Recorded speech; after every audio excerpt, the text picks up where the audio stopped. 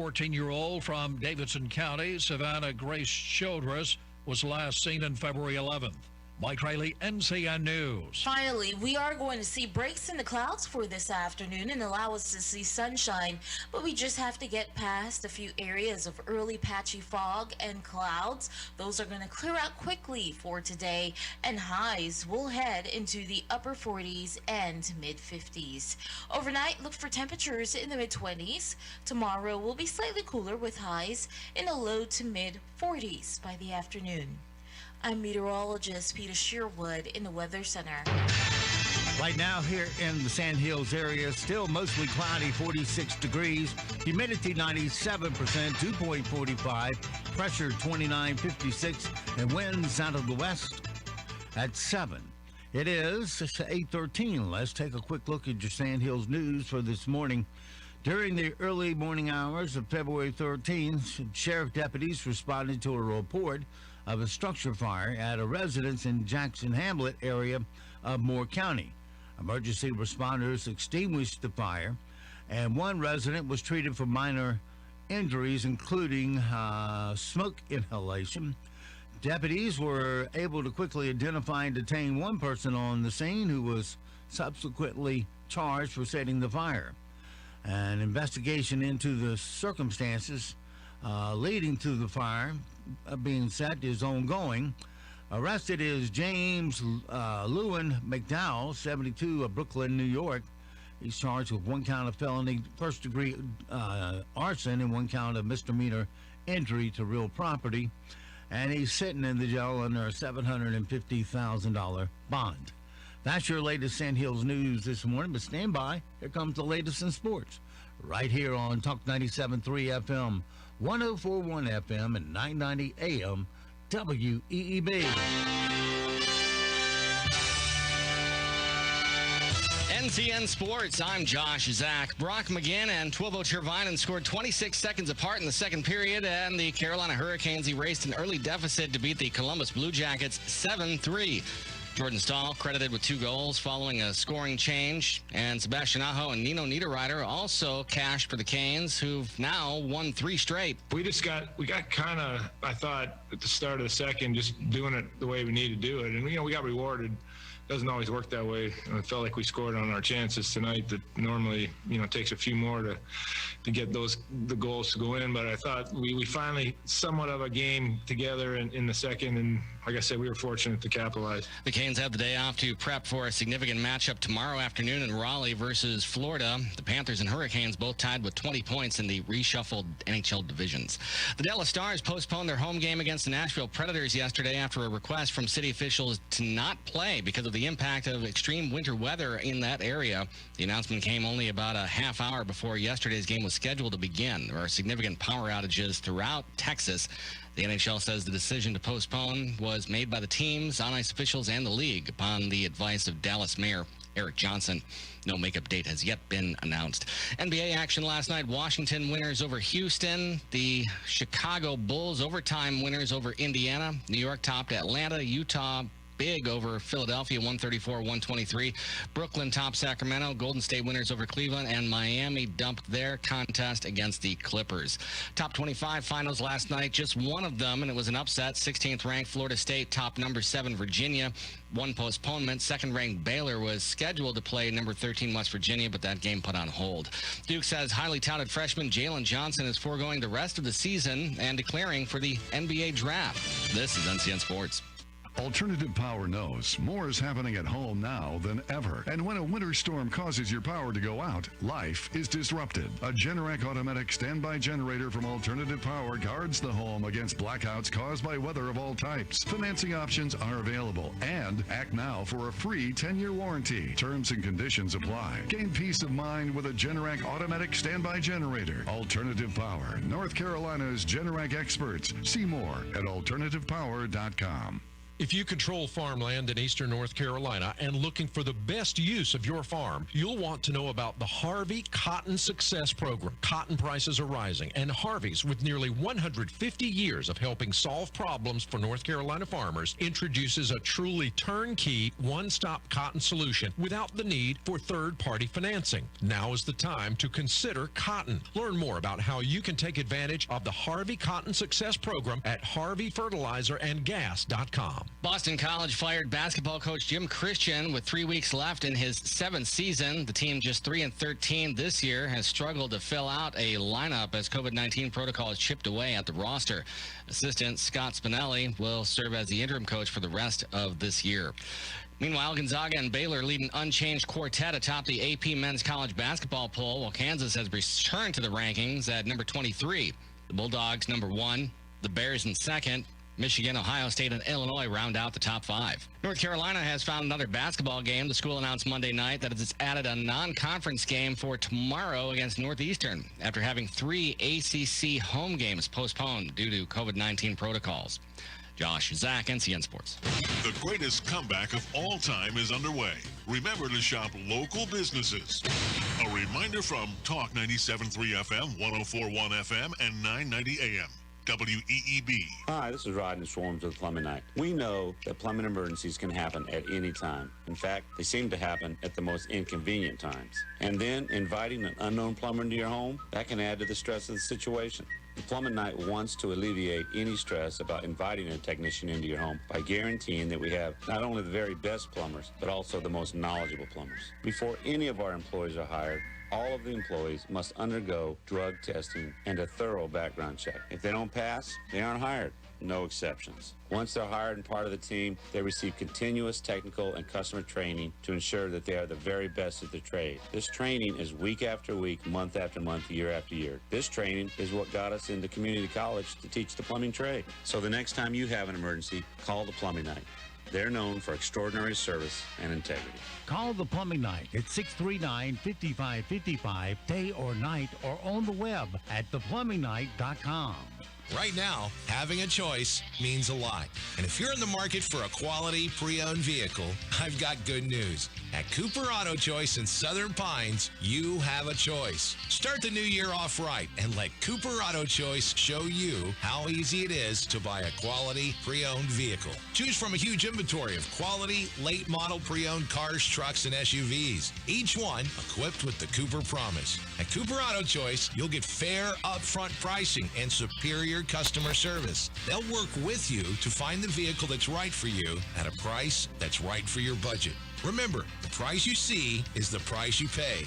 To learn more, call 910-725-1111 or visit CooperAutoChoice.com and start shopping online today using the Cooper Auto Choice virtual showroom. Then come in for a test drive at Cooper Auto Choice at 1010 Old US 1 in Southern Pines. Cooper Auto Choice. Now, you have a choice. Well, congratulations, you got a new computer. But now comes the not-so-easy task of safely transferring all your files from your old computer to your new one. And do it in a logical way so you can find your new file. Why not let our super geek at WEEB Computer Repair do it for you? Just bring in your PCs or Macs into the WEEB studios on Midland Road and allow our super geek to extract all your files and properly place them on your new computer. WEEB Computer Repair, 690-9723. The home of the Super Geek. Hey, this is Steve Leader Adams. You know, for many years, I've had arthritis in my right shoulder. I was at the point that surgery was the only option. Then I discovered pressure wave therapy, available at Wright Chiropractic in 7 Lakes. Pressure wave therapy is a machine that concentrates pulses of pressure waves into your joint at a rate of 2,000 pulses per minute. The treatment is non-invasive and there is no downtime. Pressure waves help your body restore blood flow to your damaged joints and can even remove bone spurs and works on almost any joint in the body, including knees, hips, feet, and elbows. I've gone to only being able to raise my arms from 90 degrees to a full 360-degree motion. You can live pain-free too, without going under a surgeon's knife. Give Dr. Sharon Wright a call at Wright Chiropractic in 7 Lakes. 910-673-2225. That's 910-673-2225. Keeping the interior surfaces of your car clean has never been more important. So how do you sanitize your interior safely? Hey, it's Anthony from Champion Car Wash and Detail Shop with a pro detailer's tip.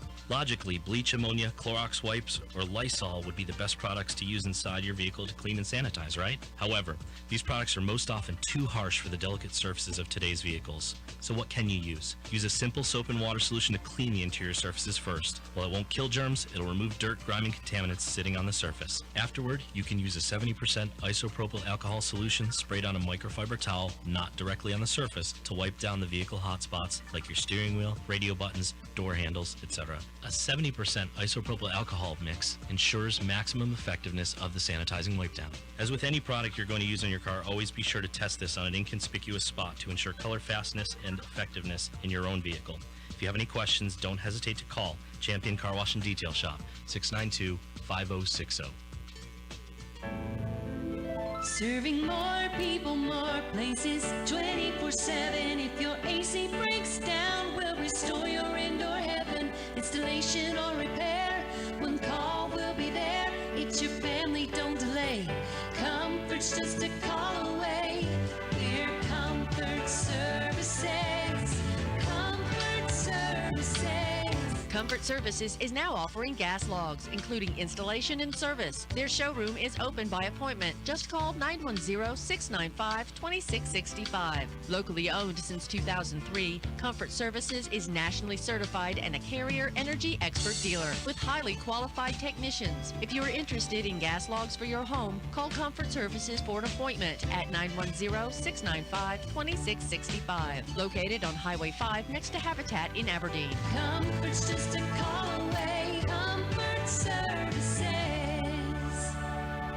Granny's Donuts of Aberdeen introduces the old-fashioned buttermilk donut. Using their third-generation recipe, they're handmade to perfection. Crispy and glazed on the outside and a delicate cake on the inside. Now, every Tuesday, when you buy an old-fashioned donut and a cup of coffee for only $2.73, Granny's will throw in 3 donut holes. That's right. Get a buttermilk donut, a cup of Granny's premium coffee, and 3 donut holes for just $2.73. That's at Granny's Donuts off Highway 1 in Aberdeen, behind the Walgreens. We're proud to be working with our local businesses for the greatest comeback of all time. Come together. With Talk 97.3 FM, 104.1 FM, and 990 AM. WEEB. The Zumwalt Zone is brought to you by Quality Built Homes, the Sandhills' #1 home builder, developer, and remodeler. With over 1,500 homes built in Moore County, we earn our name every day. Quality Built Homes, 910-944-7453. Hello, I'm John Zumwalt, and you're in the Zumwalt Zone. Well, one major city in our nation appreciates their police. The City Council voted unanimously to approve $6.4 million in additional funding for their police department. I'm talking about the city of Minneapolis. You might remember, a few months ago, the residents and the council were crying loudly that the police needed to be defunded. They now have 200 fewer officers working there, and the crybabies have realized they need the police. One group is still trying to replace the police. George Soros has funded that movement with a $500,000 grant. Watch out for that guy. But it turns out that when you call the police in a violent city like Minneapolis, and they are too short-handed to respond, George Soros doesn't show up to help you. Is there anyone who's surprised at this turn of events? How can anyone be so dim-witted as to think we don't need law enforcement? That's always the way it goes. One loudmouth liberal will yell something really stupid like Green New Deal or defund the police, and we laugh at them. And then it actually has happened. Because who knew? These left-wing nuts all think alike. Next thing you know, all of us are suffering because of their irresponsible actions. And so Minneapolis went from yelling defund to yelling refund the police. I know we can't afford to pay our cops what they're worth, but I wish we could in the Zumwalt Zone. Today, we're going to top in the upper 30s and lower 40s with cloudy conditions around. While we will stay mostly dry this afternoon, we have storms building in overnight, and those storms could be strong to severe, especially for areas to the east. We are going to see our temperatures by tonight fall into the mid to upper 30s. It's also going to be a windy one, with winds gusting around 30 to 35 miles per hour at times. I'm meteorologist Peter Shearwater Wood in the Weather Center. And now, the Sandhills' #1 morning show. Mornings with the LeaderMan. Here on Talk 97.3 FM, 104.1 FM, and 990 AM WEEB. And heard and seen around the world at talk973.com. The best part of waking up is waking up with us.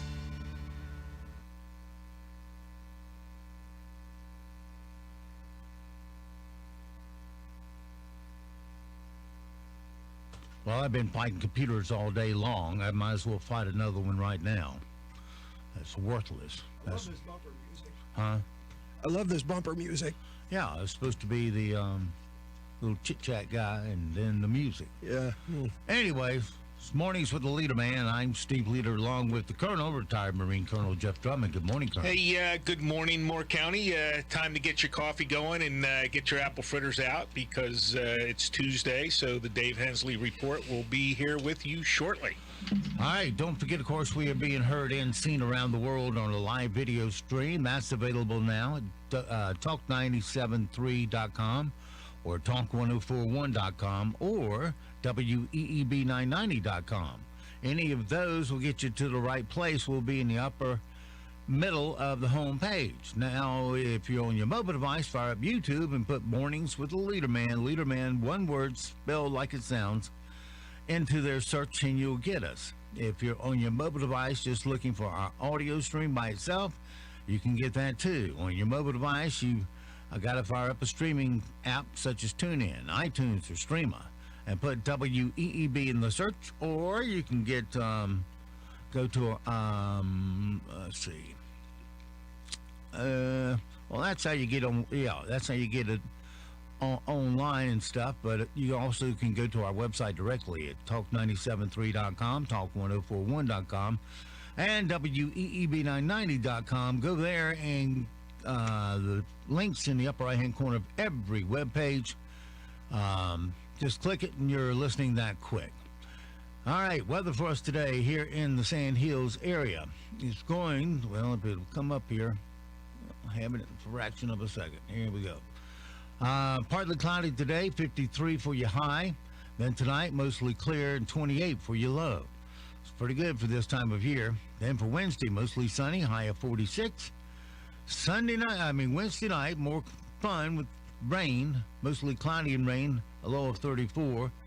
Thursday, a total washout with a high of 42 and a low of 41. Friday, we'll start out with some scattered showers, then become partly cloudy and a high of 52 over the weekend. Sunshine and highs in the mid to upper 40s. Right now around the Sand Hills, winds are west at 7. Pressure 2956, humidity 97%. It is cloudy and 46 degrees currently here at Talk 97.3 FM, 104.1 FM, and 990 AM WEEB. All right, it's Tuesday. That means we have the Hensley Report in here on Tuesdays. And David, you got a guest with you. I do. But, it's not quite the same getting all pumped up with that 70s music. Kind of miss the rubber band, man. Yeah. Not feeling the same. Anyway. So yes, I have a guest on the Hensley Report this morning. I have Philip Holmes, fellow Board of Education member. We've been on the Board of Education for 3.5, December, January, 2.5 months, almost 3 months. That's almost 3% through our 8-year term. So I'd like to welcome Philip Holmes to Moore County and Lee County and all around the world via our streaming service. So good morning, Philip. Good morning. I'm glad to be here this morning. So why don't we start off by why don't you start off by talking about your goals and objectives for being on the Board of Education? What do you hope to accomplish? So my real passion, and I've really been digging deep into it, as far as everybody that has sent an email, whether they've addressed a concern, I follow up on all of them. I follow up and I'll find out their answer. I've actually helped one young girl right after the Christmas holidays. She was on a traveling team, a traveling volleyball team. Right.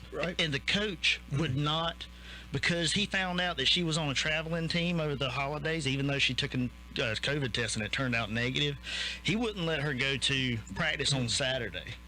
But she could come to the game on Wednesday. But the problem was that she couldn't play on Wednesday because she didn't go to practice on Saturday. Right. So what I did was I called the superintendent, talked to him. He did some research background.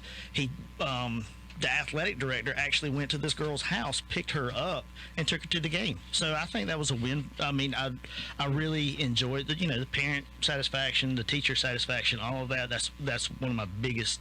But most importantly, it's funny. It's Exactly. funny how when I had an issue with the board, they didn't zero. I didn't get any response, nothing. I got some pretty positive feedback, even if I don't, agree with what they're saying. They sent me a dummy to try to answer my question. What's her name? Catherine. Catherine Murphy. Yeah. Waste of money on her, huh? Yeah. So what was your issue, Steve? Well, it's a little complicated, but it's why I'm not going to broadcast high school football anymore. Right. So anyway, so your goals are increased student, teacher, parent satisfaction. That's my main thing. I want to be the voice for them. That's why we were elected, right? So that's my number one biggest thing. And, it kind of coincides with a little bit of transparency. And I have been getting positive feedback as far as thank you so much, because apparently the board members, they, even if they did respond, they just gave kind of like a little generic answer. Oh, the previous board members. Right. So that's one. Another thing, and I think it's coming up pretty soon, is those surveys that are a little bit invasive, I feel like, towards the kids, deals with sexuality and that kind of thing. And I don't think that's we're not there to raise the kids. I saw one of those tests. Are y'all going to carve out the junk in it? So, look. Oh, they're asking how many times a month you have sex. I know. I mean, it's ridiculous. I mean, who does that? Yeah. So the surveys, I think it's safe to say, are done, kaput, over. There's a couple things that just us getting elected, we solved. If you remember correctly, in the September or October meeting before the election, the issue of surveys came up. And the board was supposed to vote on it. And there's two surveys. The most offensive one is the Youth Behavior Risk Survey. And I forget the name of the other one. The other one is much less offensive. Social emotional learning. Social emotional learning. Yeah. So what the board did was, because they didn't want to make a decision before the election, a controversial decision, they approved the social emotional learning survey, and then they postponed the vote on the Youth Behavioral Risk Survey or Youth Behavioral Risk Survey until the meeting after the election. Well, the election didn't go the way they thought, and guess what we've never heard of again? Surveys. The surveys. I suffice it to say, no one, as long as Philip, Bob, and I are on the Board of Education, the word Youth Behavioral Risk Survey will never surface again. So we won that one. You know what? The people won that one by electing us. Exactly. It was they got the central office got the overwhelming message that is buried for the foreseeable future. So pat yourself on the back for that one, Philip. I don't know about that, but and my biggest thing too is, as bad as it sounds, working with both sides. You have to, listen to both sides and weigh it out, because it's not necessarily, they can bring up good points just like we can. And I want to, do what's right conservatively, and that's what I want to do. I mean, that's what I'm about. If it's right, it's right. If it's wrong, it's wrong. And I don't mind confronting people if, just to ask questions. Right. So you have some examples of that?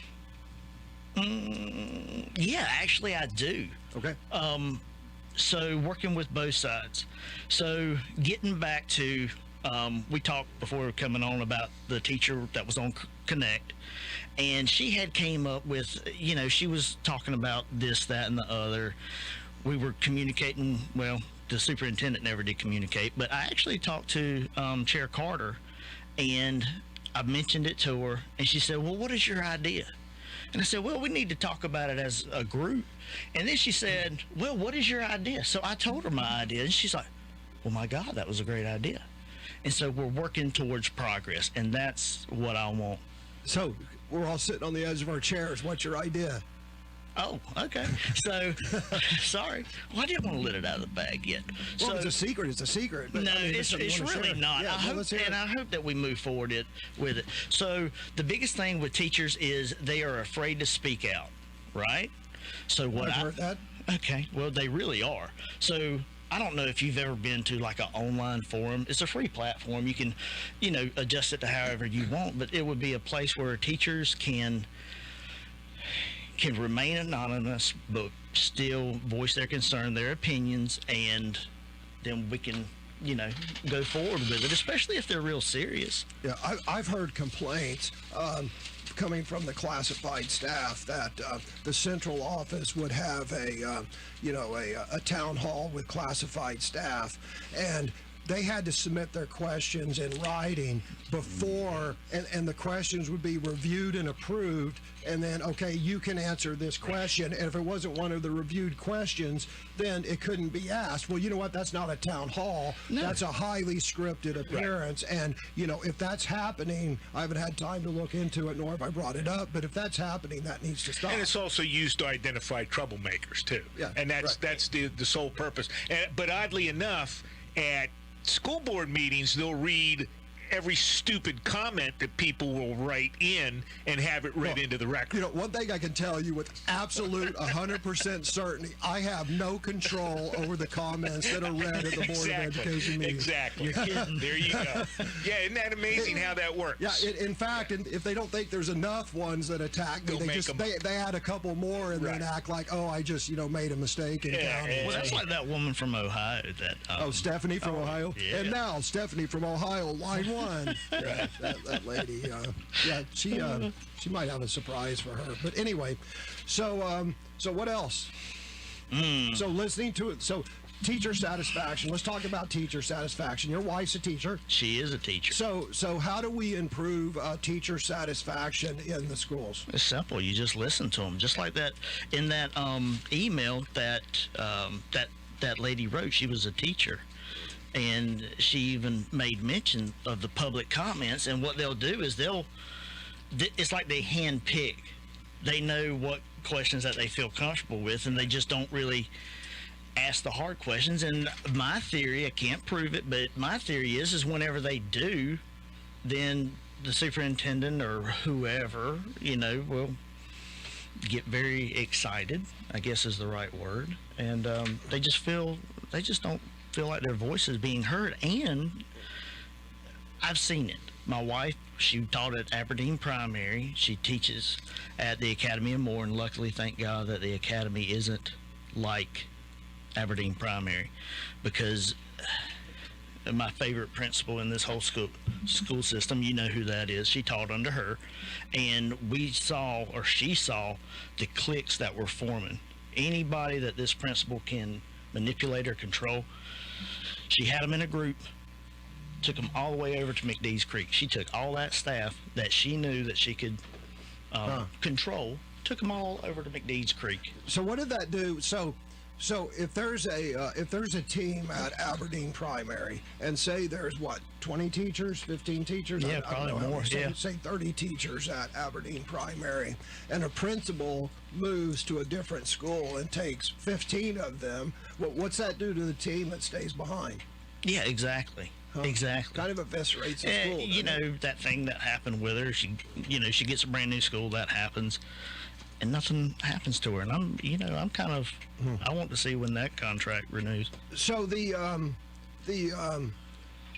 let's talk about teacher satisfaction for a bit. So before I got sworn in, as you know, we have 4 D-rated schools, because we combined 2. So now we have 3 D-rated schools and 1 super D-rated school. Yes. Apparently, is what my opponent said. You guys remember Dr. Betty Brown? Yes, I do. Yeah. Yes. Well, we only have 4 D-rated schools because we merged 2 of them. Right. Anyway, so I went around and I talked to all the charter schools, and I talked to most of the private schools to get an idea of the curriculum and what they did for teachers and all. And people forget, people forget that the Academy of Moore and Stars were both D-rated schools not too long ago, and they turned themselves around, and now they're A and B-rated schools. They're two of the highest rated schools in Moore County. Stars is B-rated, but it also had the highest percentage of improvement, which if you're B-rated and you have a highest rate of improvement, you're going to be A-rated pretty quickly. So I went and I talked to various leaders of those schools and said, hey, how'd you turn them around? And one of the things that they both said is we empowered our teachers. Exactly. So how do you empower teachers? You let them what's your wife teach. think? You let them teach. That's what Miss Shane said at the academy, because I asked her the same thing. And she said, these ladies are professionals. These ladies and gentlemen are professionals. I don't need to micromanage. They know what to do. Let them do what they do. And boom, here we go. So you get rid of a toxic atmosphere. You get rid of the non-performers, and then you empower the remaining good performers. And all of a sudden, you've got an A-rated school. Right. Yeah. You listen to people who actually have classroom experience. So that they are not micromanaged by people who either haven't been in a classroom in ages or who have never been in a classroom. Yes.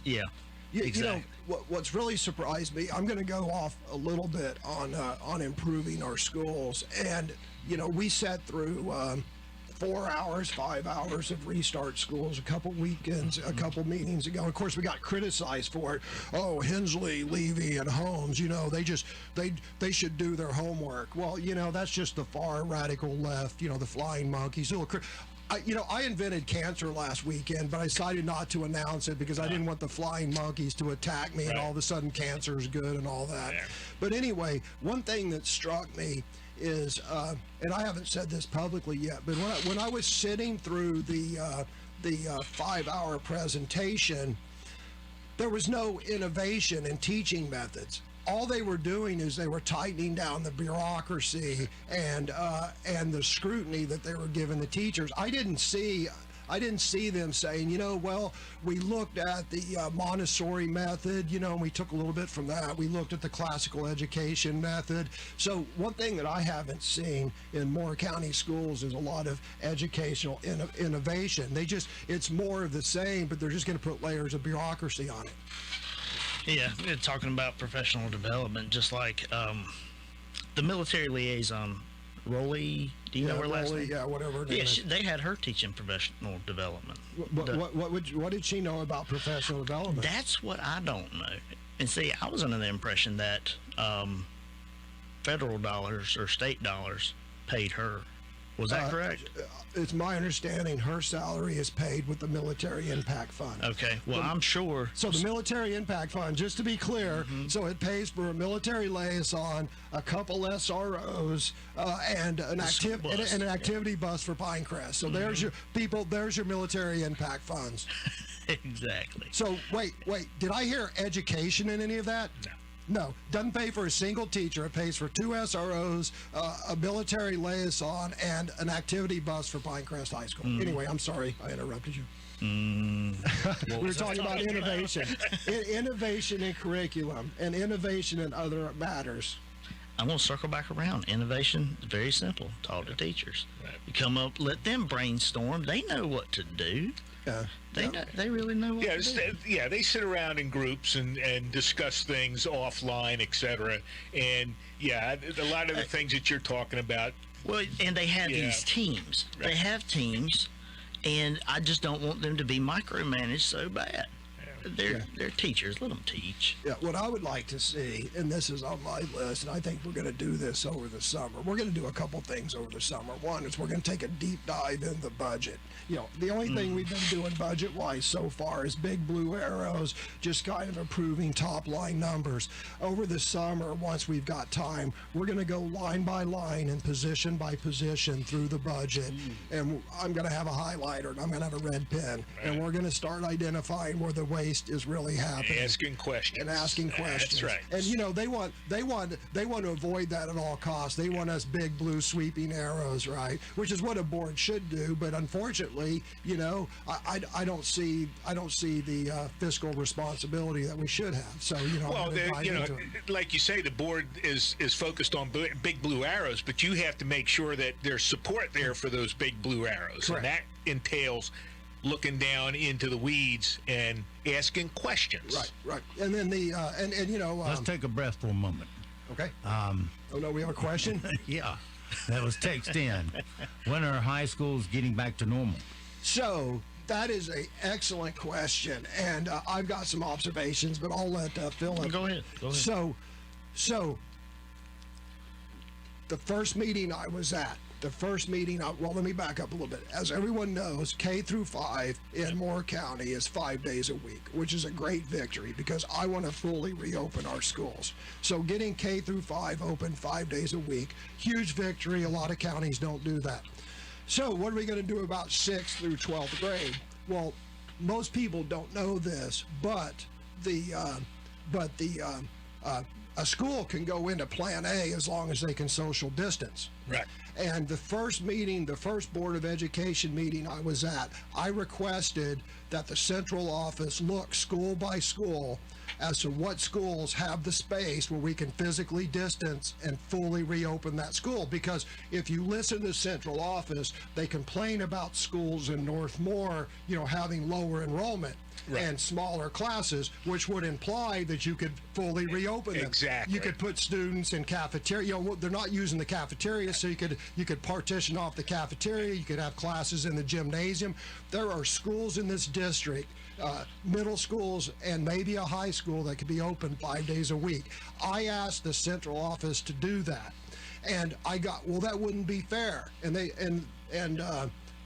I mean, what do you mean it wouldn't be fair? Well, it's not fair, because, we might be able to open up a school in Northmore, but, maybe Pinecrest couldn't open up because it's overcrowded. Well, you know what's not fair, people? What's not fair is if you have 3 schools in Northmore that could fully reopen, we could have a middle school or a high school 5 days a week. Right. It's unfair to deny those students and those parents a full constitutionally guaranteed education just because you couldn't do it at another school. Right. We need our schools open, and it's not unfair. That's just the way the cookie crumbles.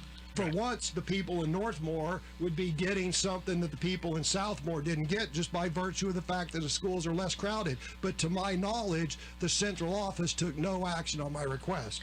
So they didn't give you...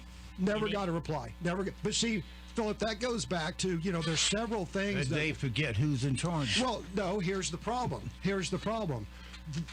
There are things that we want to do. There are things that Philip, Bob, and myself were elected to do that the people want, but we don't have the votes.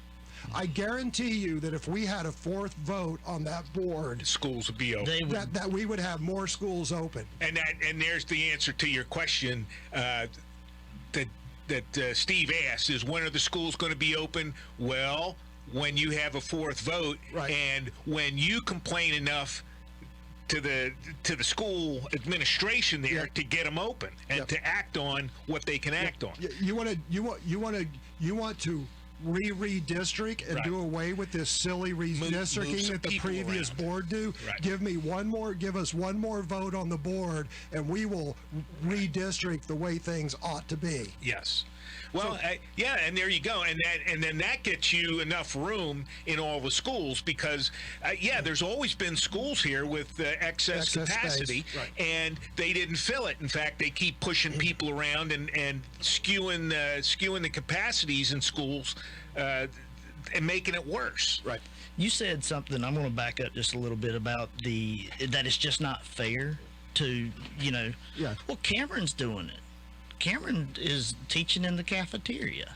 Right. Sure. It goes back to there's a very small box that the bureaucrats, the educrats think in, and they don't do this outside the box thinking. I'll give you another example. When I went around and visited the charter schools and the private schools, none of the other schools have virtual learning the way Moore County does.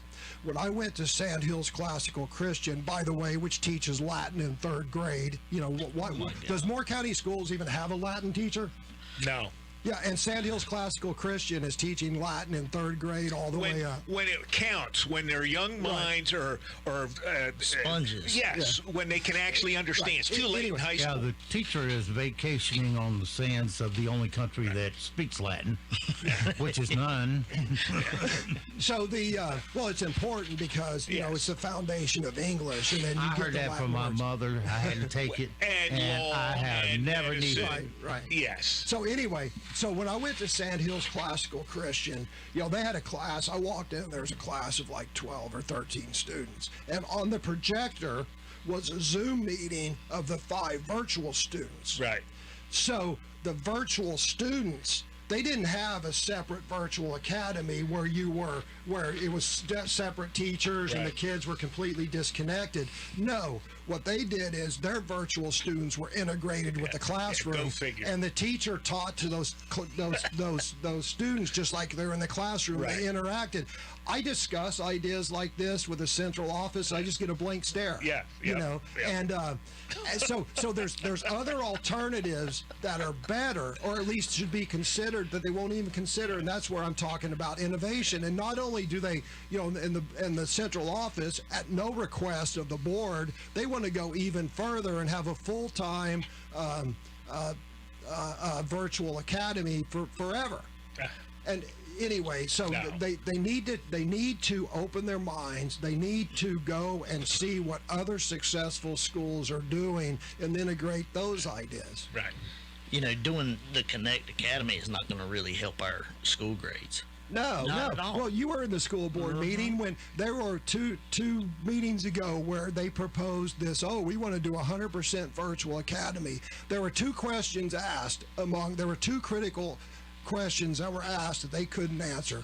Bob Levy asked, so what's the budget for this? You're asking us to approve it. How much is it going to cost? They couldn't answer that. Right. And then I asked, so these other schools that you studied that did virtual academies pre-COVID, what were the academic results? Right, crickets chirping just like then. They couldn't answer it. So all the PhDs in the central office brought to the board. They wanted us to vote and approve Philip, you were there. They wanted us to vote on a permanent virtual academy, and they couldn't even ask, how much is this going to cost? What's the budget? They didn't have a budget, and they couldn't answer, what are the academic results? Their presentation was so bad that Dr. Grimacy said, I'm just going to take this off next week's agenda. You know what? I'll say this right now. Dr. Grimacy, central office, just like I never want to see intrusive surveys, I don't ever want to see a permanent virtual academy on the school board agenda again until it's integrated with the in-classroom teacher. That has to be. Right. I taught both at Marine Corps University. I did distance learning to students in Afghanistan and Iraq, and I did in-person students sitting in a classroom in Norfolk. There is no comparison between the 2 results. None whatsoever. Well, absolutely a waste of time with virtual academy. You know, if you think about virtual academy and say it's synchronous with the classroom, so you have, you have whatever, 20 students in a class and you have 5 virtual. Well, think about if a child's homesick or a child's traveling on vacation. That child can be in Naples, Florida on vacation and sit in school 5 hours a day. Or that kid who's homesick can be participating in class but they don't even entertain obvious innovative ideas like this. God, I had another one too that it just blows your mind, and it just where do you even start? Where do you even start? Well, they're so entrenched in their garbage, you know, that they've been this communist socialist crap they've been taught in various doctorate regimes. They don't even think about it. Yeah, so there's a good one. Socialist garbage. 3 minutes. So what about curriculum, Philip? We need to look at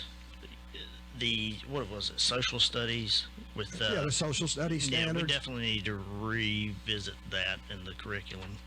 That's really my big thing.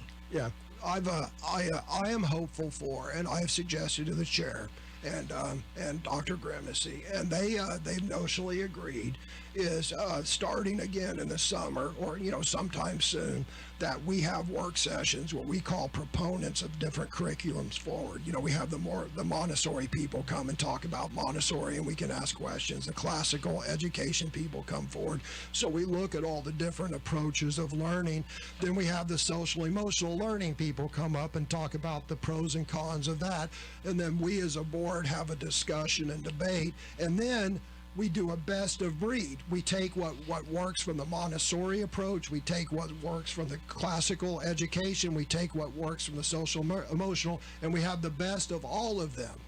And oh, by the way, after visiting the Montessori school, I firmly believe that if you want to fix the failing schools, the D-rated schools, I think that the early education leadership and responsibility that's espoused by the Montessori approach is the correct solution for fixing the D-rated schools, because that's what those children need. They desperately need discipline, leadership, and learning responsibility. And if they learn that at an early age, then they're going to be set up for success both academically and in life in general. I just want to, one more thing before we leave, I just want to say thank you so much to all the teachers and the principals. I went and visited Pinckney. Great. They're doing great things. This principal is just unbelievably awesome. So that's really it. Any other questions, Steve? You want to... Well, you got 40 seconds. Oh boy, it's the there you go. Well, hey, there's a lot of great discussion here, and again, the reason the high school is not open yet is because we have some non-response from the administration to do it. Look, it would have to be getting schools open beyond K through 5 because of the governor would be a school by school issue. Pinecrest, it's so overcrowded. If we had all our students there at once, the walls would burst, right? But there are middle schools and high schools in this county that could open up if the central office did burn the midnight oil, looked at space, use the cafeteria, use the gyms, and spread people out. They have the space to open up in Plan A with full social distancing. So if you're in Northmore County, start asking those questions of your school people. Start asking. Why aren't you open yet? Well, thank you, Philip. Yeah, man, I'm ready to come back. Alrighty. All right, and so it goes for this Tuesday. Have yourself a great, safe day. We'll see you back bright and early tomorrow for a Hump Day Wednesday. Until then, be sure to support all the mom and pop businesses you hear on our airwaves. They're important to us because they make radio free to you. So give them first crack at your spending dollars, and be sure to tell them WEEB asked you to come, because that will help us. Plus, it'll all help us all with economic recovery here in our area. And don't forget, millions of Americans have fought and died to give and protect the freedoms that you get to enjoy today. Live today worthy of their and their families' sacrifice. I'm Steve Leader Adams, and the LeaderMan, and Nick and Colt the dog. We'll see you at 2 o'clock this afternoon at the Sunny Dog Park.